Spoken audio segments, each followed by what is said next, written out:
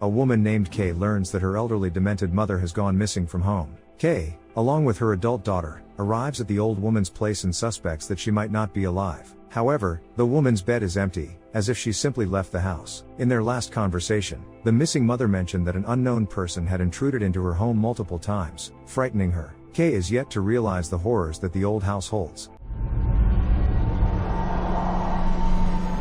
Kay's adult daughter is named Sam. In the evening, she explores her grandmother Edna's mysterious house. Sam examines old belongings and enters the cellar. There, she notices a strange movement in the closet. Sam pushes aside some clothes and sees black mold creeping along the wall. Sam starts feeling uneasy. Kay has already gone to the police station and confessed to the officer that she rarely contacted her missing mother Edna and hardly ever visited her. In the evening, Kay returns to Edna's house and asks Sam about her job. It turns out that Sam dropped out of college a long time ago and now works in a bar. Kay is dissatisfied with her daughter's decision but can't influence her much since she has been minimally involved in Sam's life. The mother simply thanks Sam for coming to support her. The next day, a search team goes into the nearby forest to look for the missing Edna. Edna is over 80 years old, and she has memory lapses. Theoretically, Edna could have gone into the forest and gotten lost. However, the forest search yields no results so far. In the evening, Sam sits on the porch and sees someone approaching the house with a flashlight. But it's not Edna, it's a neighbor with peculiarities named Jamie.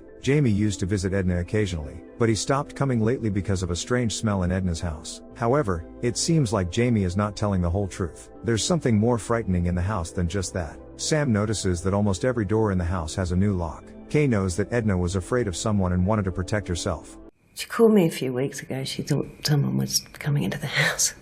Sam is horrified by this news. She doesn't understand why her mother didn't report it to the police earlier and didn't come to Edna sooner. Kay had chalked everything up to Edna's elderly forgetfulness, but now she realizes she was wrong. Sam feels deep sorrow for her grandmother, who may be in trouble. She loves her and regrets not visiting more often. Going into Edna's room, Sam puts on her sweater and finds a note in the pocket. Don't follow it. Immediately, a strange knocking sound echoes through the house. Kay hears it too. It's as if someone is walking behind the walls inside the house, trying to get out. The wall is covered in black mold, and the women feel an ominous foreboding. Kay walks through the forest and stumbles upon an old abandoned house. On the bed sits a frail old man, and next to him on the floor lies a mummy in a terrible state, covered in black mold. The old man on the bed sways and falls. Kay wakes up in horror, realizing it was just a terrible dream. Frightened, she goes to sleep with her daughter. All night long, creaking sounds fill the house, and then someone approaches Kay and adjusts her hair. In the morning, Kay is not herself. She hears a boiling kettle in the kitchen, goes there, and sees her mother, Edna, acting as if nothing happened. Edna is making tea. Edna is barefoot,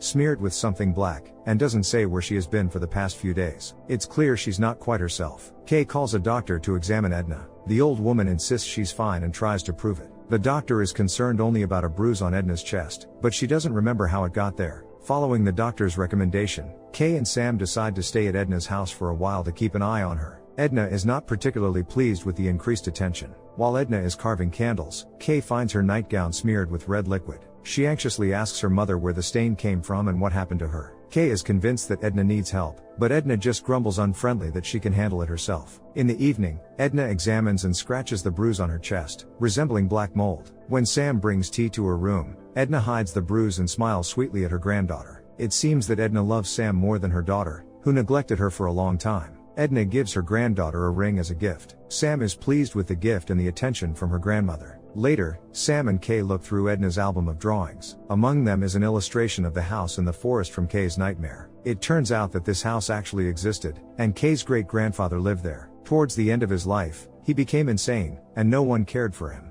Some windows from that old house are now in Edna's house. Kay asks her daughter for support. She plans to place Edna in a nursing home so that someone can take care of her. Sam is upset, not understanding why Kay can't take care of Edna herself. Well, isn't that how it works? Your mum changes your nappies, then you change hers?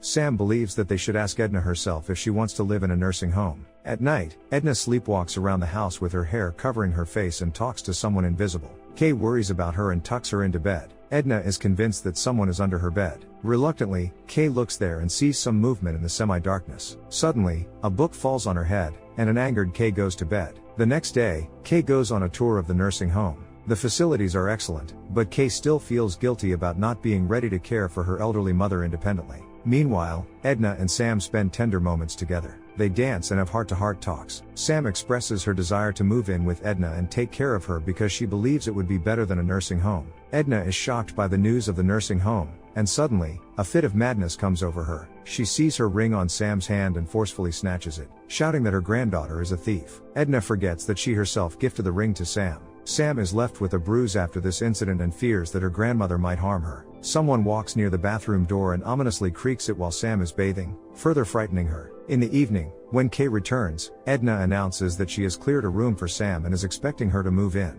Edna also makes it clear that she despises Kay for wanting to place her in a nursing home. Sam is no longer sure if she wants to move in with her grandmother. At night, she walks around the house and sees black mold everywhere. Then she hears a whistle. Edna stands next to the open pantry and seems to be calling someone. Edna believes that an unknown entity enters her house through the pantry. She thinks that since her husband's death, the house has expanded, and unfamiliar places have appeared. Sam is scared, but at the same time, she appreciates that her grandmother is opening up to her and is no longer behaving aggressively. The girl firmly closes the pantry door. At night, Sam hears very strange sounds in the house. The washing machine is running, but no one started it. Sam turns it off, but suddenly the machine's lid slams shut, as if closed by an invisible force. Kay has another nightmare about the abandoned shack in the forest. This time, Edna is sitting on the bed. She weakly sways and falls to the floor. The old woman instantly transforms into black mold, spreading throughout the cabin. Frightened, Kay wakes up because someone is calling her. She approaches the bathroom, where Edna's voice is heard. A shadow flickers in the bathroom, but there's no one there. During the day, Edna sits in her room and talks to some invisible being. She complains that Kay and Sam are not real. They are only pretending to be her relatives and actually want to bury her in the ground. Sam enters Edna's room and interrupts this strange monologue. She sees red liquid on Edna's hand and wants to help her. However, Edna recoils from her granddaughter, throws various objects at her, and aggressively demands her to leave. Sam is scared and wants to understand what is going on with her grandmother. Seeking answers, she goes to Edna's neighbor, the father of the boy named Jamie. It turns out that once Jamie came to visit Edna, and they played hide and seek. At some point, Jamie hid in that strange pantry. Edna experienced a memory lapse and forgot about Jamie, locking him in the pantry for a long time. The boy screamed and scratched the door, but the old woman was indifferent to him. Since then, Jamie refuses to visit Edna. Sam is relieved by this explanation. It seems that there is no supernatural entity in the pantry. It's just that everything got mixed up in Edna's head because Jamie was locked in there and calling for help. Meanwhile, Kay decides not to send her mother to the nursing home but to take her home. This way, she won't be tormented by guilt. Suddenly, Kay notices Edna going into the woods alone. The woman follows her mother, where she finds Edna tearing pages from the family photo album and eating them. When Kay tries to intervene, Edna bites her and storms off with the album. The pictures she tried to eat depict Kay, and they are covered in black mold. Edna buries the album in the ground and, in a fit of madness, complains to Sam that something wants to harm her. The old woman suffers from inexplicable emotions. I just woke up.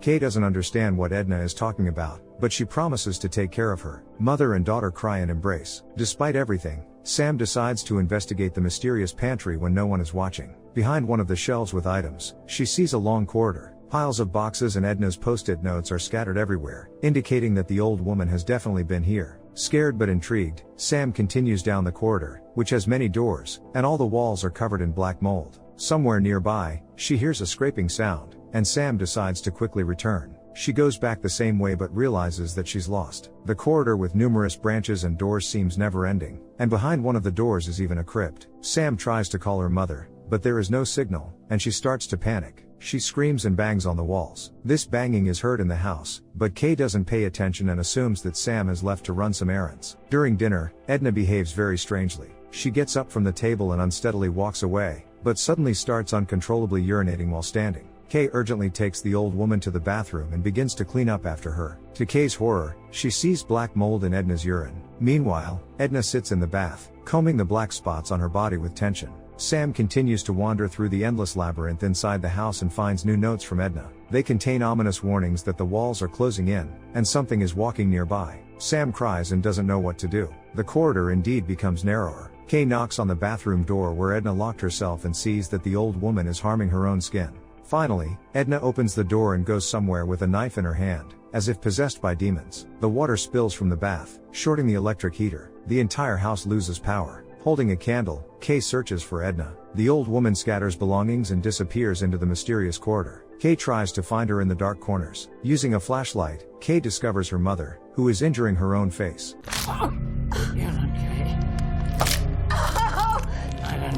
Kay, horrified, tries to escape from the terrifying creature within Edna. Sam continues searching for a way out of the labyrinth and decides to break through one of the walls. In the opening, she sees Edna's living room. Freedom is within reach. However, Sam suddenly hears Kay's frightened voice somewhere in the labyrinth. Terrified mother and daughter meet and realize that they need to escape. They continue to break through the wall, while Edna transforms into a dangerous monster and pursues them. She gets too close and clearly intends to harm the frightened women. Kay quickly pushes Sam through the hole in the wall into the living room and then tries to climb out herself. However, Edna becomes incredibly strong, grabbing Kay's legs, preventing her from escaping. Finally, Kay makes it into the living room, but Edna quickly crawls out after her. She attacks her daughter and then her granddaughter. To protect Sam, Kay defends herself from Edna with a piece of rebar. The old woman is frantic and loses strength. Sam wants to escape from the house and calls her mother, but Kay suddenly notices Edna's note with the words "I'm loved," and feels compassion for the creature that was once her mother. Kay cannot leave her mother alone in such a state because she feels guilty for the horrors that happened to Edna. Kay abruptly closes the door, leaving Sam outside, and goes to Edna, carrying her tenderly into the bedroom. Kay expresses love for the old woman and gently strokes her. The top layer of Edna easily peels off, so Kay removes it. In doing so, she reveals the real Edna, or rather, what is left of her. The old woman looks like a barely alive black mummy, but Kay sees that it's her mother, kisses her, and accepts her as she is. Sam manages to enter the house and witnesses the entire scene. Although horrified, she understands that the black mummy is her grandmother in her true form. Kay lovingly lays Edna on the bed and embraces her. Sam joins them until the old woman peacefully falls asleep. Suddenly, the girl is horrified to notice a black mold bruise on the nape of Kay's neck. Do you think a person can go crazy from loneliness and abandonment? Share your opinion in the comments below and don't forget to subscribe to our channel.